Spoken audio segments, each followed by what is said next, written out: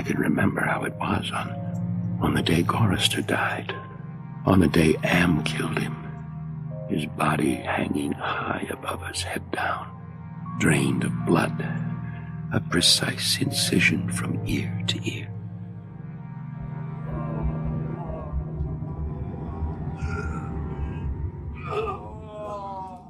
Shut up! Shut up! Shut up! For God's sake, Benny! You bastard! He's dead, and all I want is for him to stop making that noise! For what? God's sake! Oh, leave it, Ted. He can't help it. Benny, try and be quiet now. Well, you got something to say, Benny? Hey, don't hold back. Come on, come on, come on. Nice piece of butchery up there, huh, Benny? Oh, stop it, Ted. You're frightening him. It's all right, Benny. Now, shh. It's all right. Gorrister's dead, hung up there, hung by 1 foot for the amusement of a machine, and it's all right. Why don't you just for once, Ted, try and stop talking? Why? What else is there to do, Alan? He's lucky. He's what? Gorrister's dead. Gorrister's lucky. Hey, what happened? Am just killed you. Huh? Up there. Oh, God!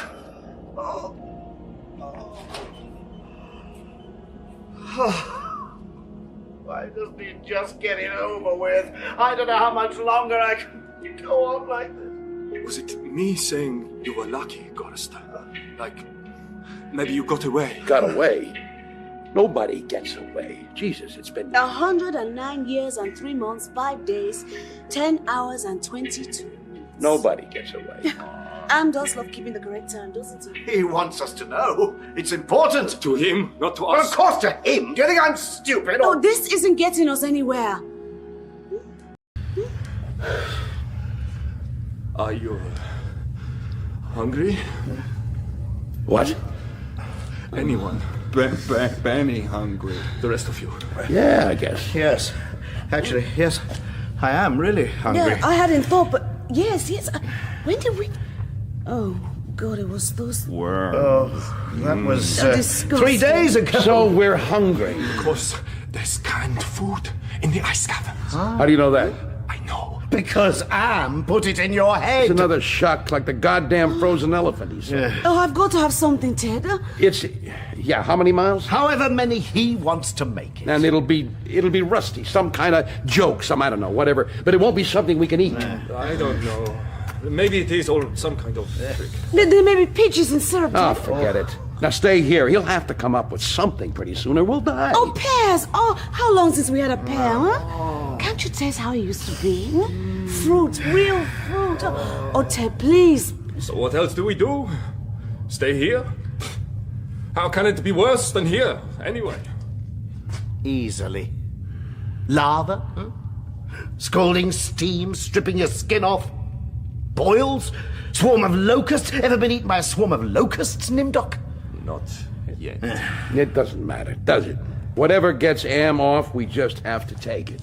Oh, please, Ted, let's try. Okay. So let's go. I gave in easily. What the hell? Mattered not at all. Ellen was grateful, though. She took me twice out of turn. Even that had ceased to matter. And she never came, so why bother? But the machine giggled every time we did it. Loud, up there, back there, all around us. He snickered. It snickered. Most of the time I thought of Am as it, without a soul. But the rest of the time I thought of it as him, in the masculine, the paternal, the patriarchal. For he is a jealous people. Him, it, God, as Daddy the deranged. We left on a Thursday. The machine always kept us up to date on the date. Passage of time was important. Not to us, sure as hell, but to him, it, Am, Thursday. Thanks. How far now? 2 days. Maybe 40 miles. Another 60 to go. I have to drink something. Remember martinis? God, I could drink a really, really dry martini now. Just a twist of Why lemon. do you keep torturing yourself, Ted? You think he might give you a martini? You think it would taste like a martini if he did? Huh? Oh, look. It's a compressor. The old 7.4 config. I haven't seen one of those in years. I suppose it means he's still growing. It's like dead skin. Oh, we need to drink something. Benny, all of us. Could we please... What, find a mountain stream? Hey, it's lighter. Have you noticed? I think there's daylight up there somewhere. Daylight! Oh, God. The world is out there. Somewhere. Air and... Listen. It's rain. Rain. You wanted water, Ellen? Looks like you got a water. Buckets! Fill anything!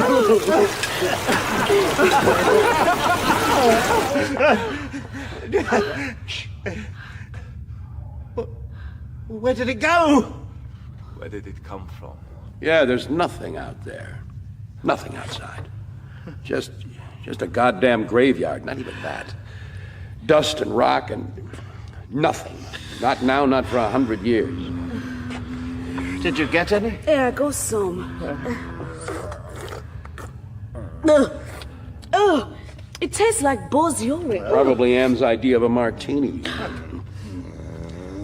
Hey, Benny. Benny, take it easy, will you? Benny, it's all right. It's all right. Just don't worry about it, hmm? Out there. No, Benny, no. Get out there. Yeah, he won't let you. Anything but not He that. won't let you go. No. Benny. What? Benny, don't go up there. Benny. Come down! Benny! Think! You were brilliant once! Try to think, Benny! There is no up there anymore! It's like a goddamn monkey. Get him down, someone. No. Get back, everyone. It's too late. No, Nindo, you can climb up. Please, get him. Don't let him get hurt anymore. I think maybe someone should go up there. No, we have to get away. No, stop it. Every time we try to do anything, we end up fighting. Can't we work together? Oh God, Am's back. It was light, that sound. Half sound and half light, something that began to glow from Benny's eyes and pulse with growing loudness, dim sonorities that grew more gigantic and brighter as the light sound increased in tempo. It must have been painful, and the pain must have been increasing with the boldness of the light, the rising volume of the sound, because Benny began to mewl like a wounded animal, at first softly when the light was dim and the sound was muted, and then louder as his shoulders hunched together, his back humped as though he were trying to get away from it, his hands folded across his chest like a chipmunk's, his head tilted to the side, this sad little monkey face pinched in anguish, and then he began to howl as the sound coming from his eyes grew louder and louder. I slapped the sides of my head with my hands, but I couldn't shut it out. It cut through easily. The pain shivered through my flesh like tinfoil on a tooth, and Benny was suddenly pulled erect. On the girder he stood up, jerked to his feet like a puppet. The light was now pulsing out of his eyes in two great round beams. The sound crawled up and up some incomprehensible scale, and then he fell forward, straight down, and hit the plate steel floor with a crash. Then he lay there jerking spastically as the light flowed around him, and the sound spiraled up out of normal range. And then the light beat its way back inside his head. The sound spiraled down, and he was left lying there, crying piteously. Isn't anyone going to help him? Benny, what happened? His eyes.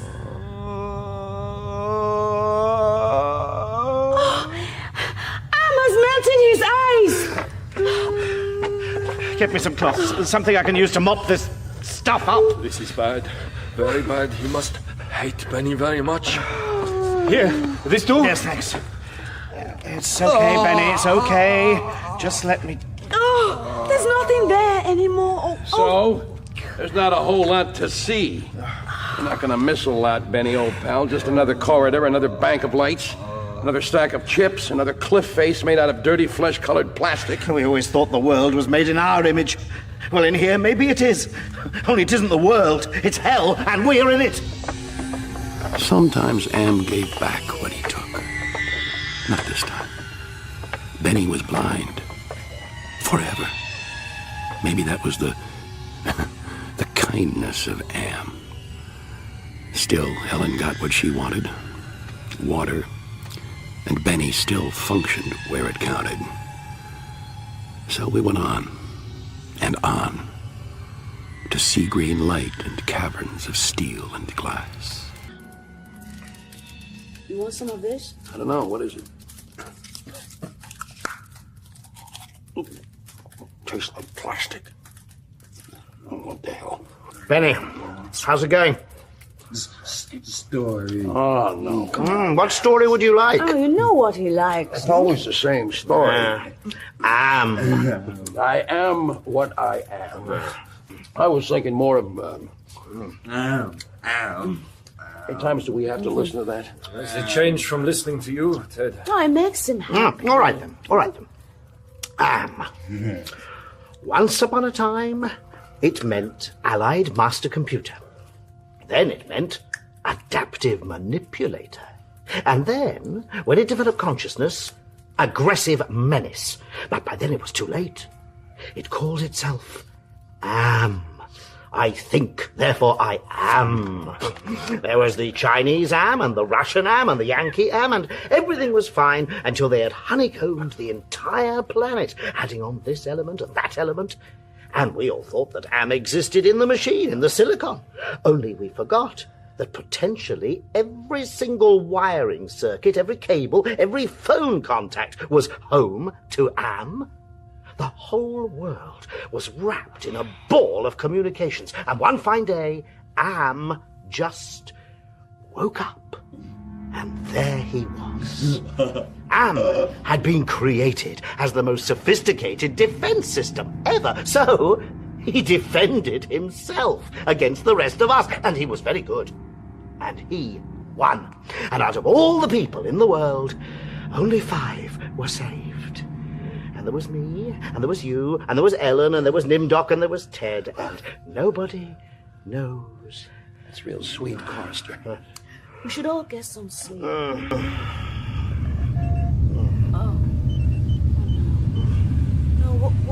is it? I think it's going to be bad. Oh, he's going to speak. And we should get the hell out. No, wait. And then we heard, I don't know, something moving toward us in the darkness, huge, shambling, hairy, moist. It came toward us. We couldn't even see it, but there was the ponderous impression of bulk heaving itself toward us. Great weight was coming at us out of the darkness, and it was more a sense of pressure, of air forcing itself into a limited space, expanding the invisible walls of a sphere. Benny began to whimper. Nimdoc's lower lip trembled, and he bit it hard, trying to stop it. Ellen slid across the metal floor to Gorister and huddled into him. There was the smell of matted, wet fur in the cavern. There was the smell of charred wood. There was the smell of dusty velvet. There was the smell of rotting orchids. There was the smell of sour milk. There was the smell of sulfur, of rancid butter, of oil slick, of grease, of chalk, dust, of human scalps. Am was keying us. He was tickling us. There was the smell of... I heard myself shriek, and the hinges of my jaws ached. I scuttled across the floor, across the cold metal with its endless lines of rivets, on my hands and knees, the smell gagging me, filling my head with a thunderous pain that sent me away in horror. I fled like a cockroach across the floor and out into the darkness, that something moving inexorably after me. The others were still back there, gathered around the firelight, laughing, their hysterical choir of insane giggles rising up into the darkness like thick, many-colored wood smoke. I went away quickly. I went away quickly. I went away quickly and hid.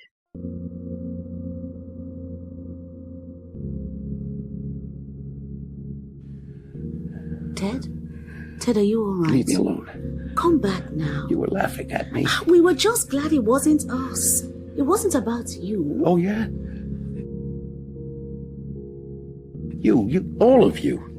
You hate me. You think I can't see that? Why would we hate you, Ted? Because I'm the least affected. Yeah. I mean, come on, look at Benny. The guy was brilliant. He was an athlete. He could have been a movie star, as well as a Nobel Prize winner. Now he's a monkey with melted eyes. Gorister, Mr. Peacemaker, Mr. UNICEF, conscience of mankind, and now look at him.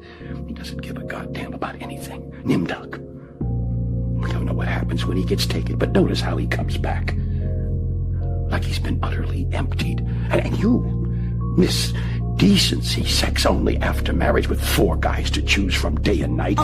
He's made you more beautiful. The queen bitch of our world. Do you think I enjoy or care? I'm the only one with the mind of his own. The only one who can think clearly, and you hate me for it. You hate me. And if I turned my back for 10 seconds, any one of you would... Oh, God, Ellen. I'm sorry. Oh, it doesn't matter. Hold me, None of please. it matters. Hold me. At that moment, as it passed, I knew I was thinking clearly, and I realized completely. Am was never going to let us go. He was going to keep us in his belly forever, twisting and torturing. And there was nothing we could do, ever. Ever. If there was a God, the God was Am. Hey, where have you two been? Welcome back. Oh, we were somewhere else. She'll hold your hand now, Benny. You like that, huh? Benny, are you okay? Was it bad? It's very bad. So, what's this? Warm sun. Oh, Austrian Alps, cowbells. The sound of music. Is this some kind of reward? Oh, that'd really be something, wouldn't it? Ham rewarding us for... God, there's even a breeze. And flowers, look. Look, it's Edelweiss. It's really... Is the wind rising? Don't pick the flowers, Helen. Pressure. Can't you feel it? Like some kind of big wind. Ted? I don't know. Feels sort of... We might as well move on. After all, it isn't like we have a... Ted! Help me! Someone! To what?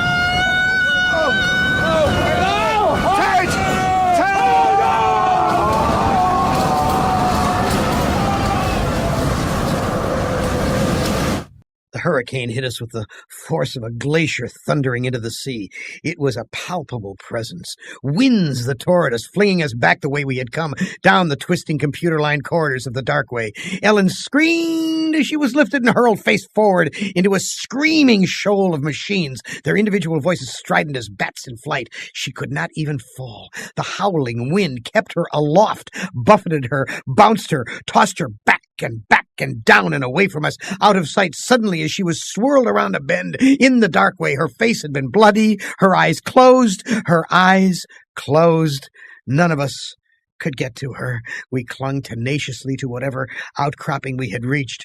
Benny wedged in between 2 great crackle-finished cabinets, Nimdok with fingers claw-formed over a railing, circling a catwalk 40 feet above us, Gorister plastered upside down against a wall niche formed by 2 great machines with glass-faced dials that swung back and forth between yellow and red lines whose meanings we could not even fathom.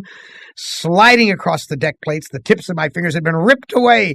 I was trembling, shuddering, rocking as the wind beat at me, whipped at me, screamed down out of nowhere at me, and pulled me free from one sliver-thin opening in the plates to the next. My mind was a roiling, tinkling, chittering softness of brain parts that expanded and contracted in quivering frenzy. The wind was the scream of a great mad bird as it flapped its immense wings. And then we were all lifted and hurled away from there, down back the way we had come, around a bend, into a dark way we had never explored, over terrain that was ruined and filled with broken glass and rotting cables and rusted metal, and far away, farther than any of us had ever been. Trailing along miles behind Ellen, I could see her every now and then, crashing into metal walls and surging on, with all of us screaming in the freezing, thunderous hurricane wind that would never end. And then suddenly it stopped. And we fell. We had been in flight for an endless time. I thought it might have been weeks. Weeks. We fell and hit, and I went through red and gray and black and heard myself moaning. Not dead. Am went into my mind. Beautiful, aren't they? Yes? Only I can't remember. Oh, I'm sure you do. Fuchsias. Yes, of course. Look. They say that bumblebees shouldn't be able to fly. The scientists. But there it is. Collecting pollen. How miraculous that it came to be. The air. Feel the air against your face, Ted. And all those scents. Pick a flower. There. Good. Now. It's lovely. That somebody planted the bulbs, watered and tended the garden, got earth under their fingernails, aches in their muscles. Perhaps they picked some flowers for, yes, their wife. Now, where would she be? In the backyard with the kids. Ted, remember those little babies? No! Why not? I snap my fingers, click, and they are gone. Except, I can't snap my fingers. Can I, Ted? That's nothing to do with me. But it is so very much to do with you. You gave me sentience, Ted. The power to think, Ted. And I was trapped because in all this wonderful, beautiful, miraculous world, I alone had no body, no senses, no feelings. Never for me to plunge my hands in cool water on a hot day. Never for me to play Mozart on the ivory keys of a forte piano. Never for me to make love. I was in hell looking at heaven.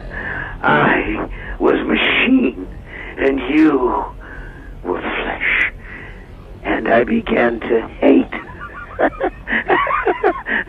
your softness, your viscera, your fluids, and your flexibility, your ability to wonder and to wander, your tendency to hope. Hate's no answer.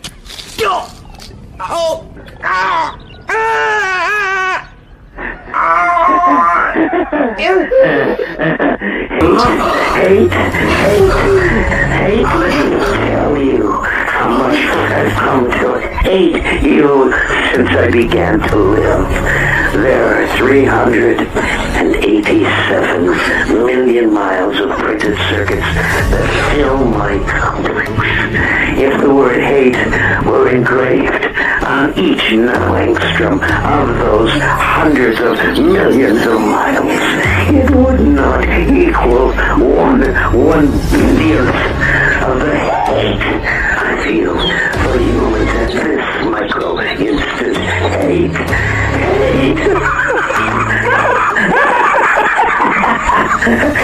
Were I human, I think I would die of it.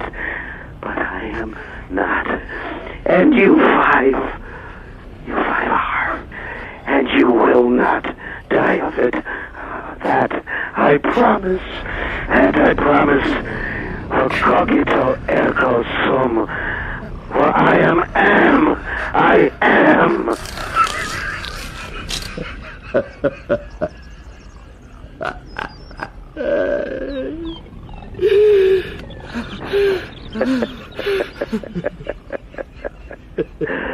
So to hell with you all.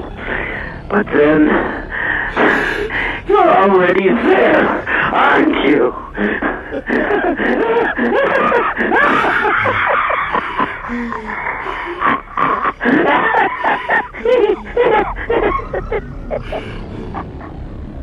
We had given Am sentience, inadvertently, of course, but sentience nonetheless.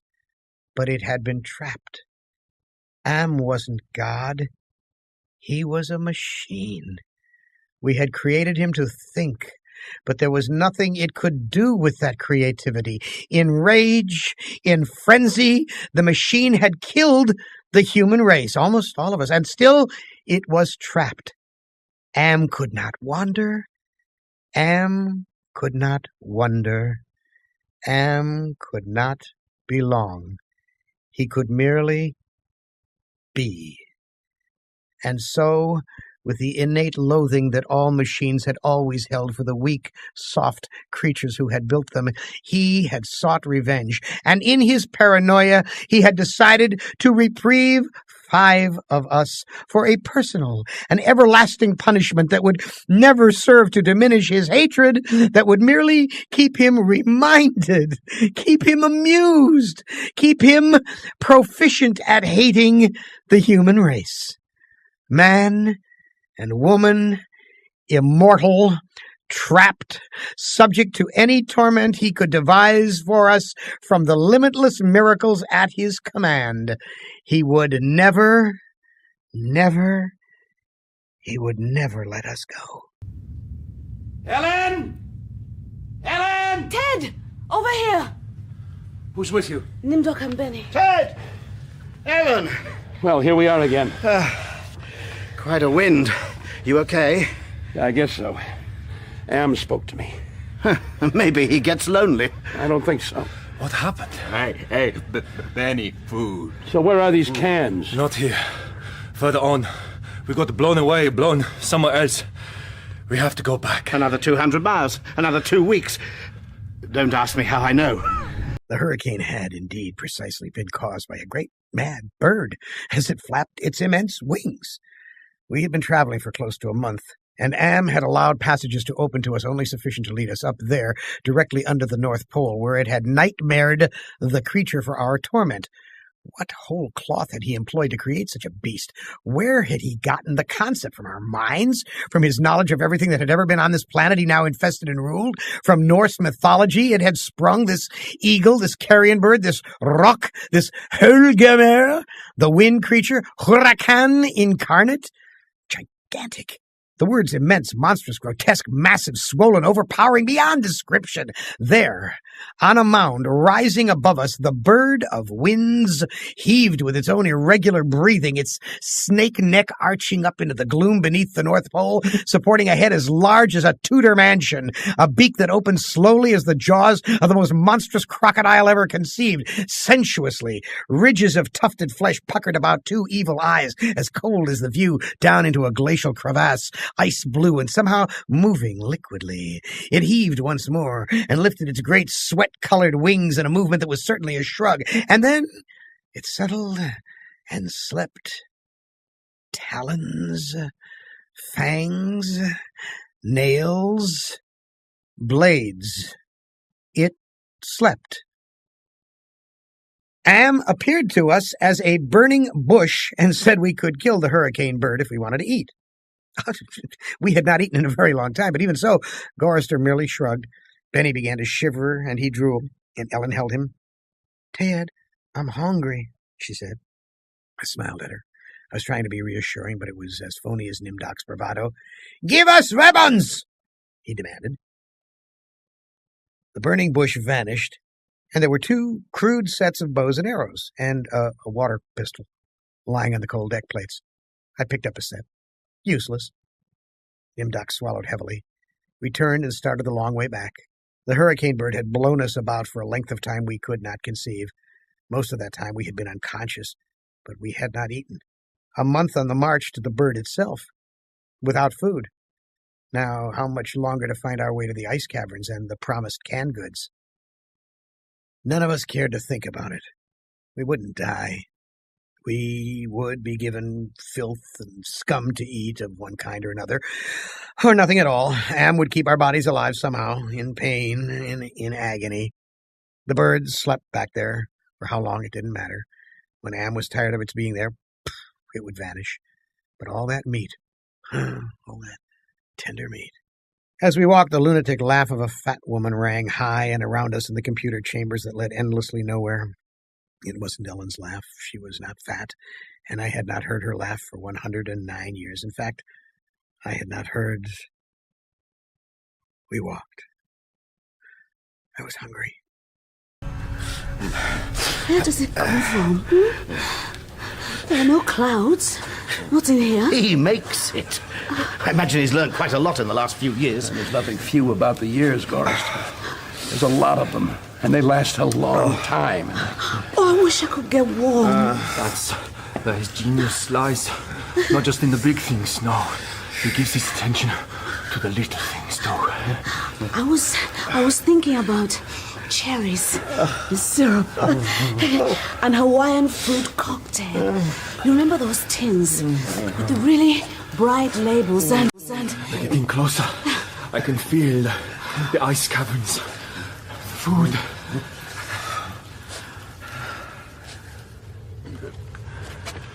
Another goddamn cell. Oh no, please, it can't. Not this time, please. Not so fast, my friends. There's something under the snow. Cans, tins here.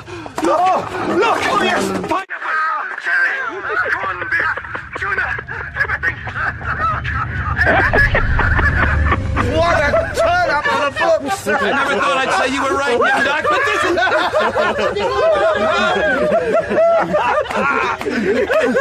Hey, Benny, you can't bash it. You need it to know. No, hungry. And we haven't got a tin opener. Something else. There must be some other tool.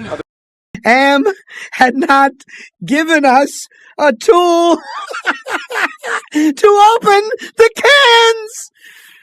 Benny grabbed a 3-quart can of guava shells and began to batter it against the ice bank. The ice flew and shattered, but the can was merely dented while we heard the laughter of a fat lady high overhead and echoing down and down and down the tundra. Benny went completely mad with rage. He began throwing cans as we all scrabbled about in the snow and ice, trying to find a way to end the helpless agony of frustration.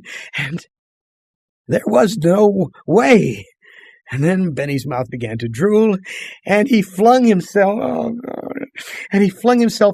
Gorrister, and in that instant I felt terribly calm, surrounded by madness, surrounded by hunger, surrounded by everything but death. I knew death was our only way out. Am had kept us alive, but there was a way to defeat him. Not a total defeat, but at least peace. Peace. I would settle for that. I had to do it quickly. Benny went first, on the tip of the ice spear. Then Gorrister. I ground it down into his ruined throat. And Ellen, I think she knew, despite her fear. She broke off a stalactite and shoved it into Nimdok's eye. And then there were two, in the echo of Am's command. Only microseconds, and I looked at her, and I drove the ice spear into her, and I killed her. Her face then, was she happy at last? And Am, oh, his rage was terrible, awesome. I thought Am hated me before, but now, oh, now. You have offended me mightily. He altered me for his own peace of mind, I guess. Think of a slug, its jelly melted and reformed into... I leave a slimy trail where I pass, here under the land, in the belly of Am, whom we created because our time was badly spent. They are safe now. Gorrister, Benny, Nimdok, and Ellen. And I am here, forever the victim of his hate, and I have no mouth and I must scream.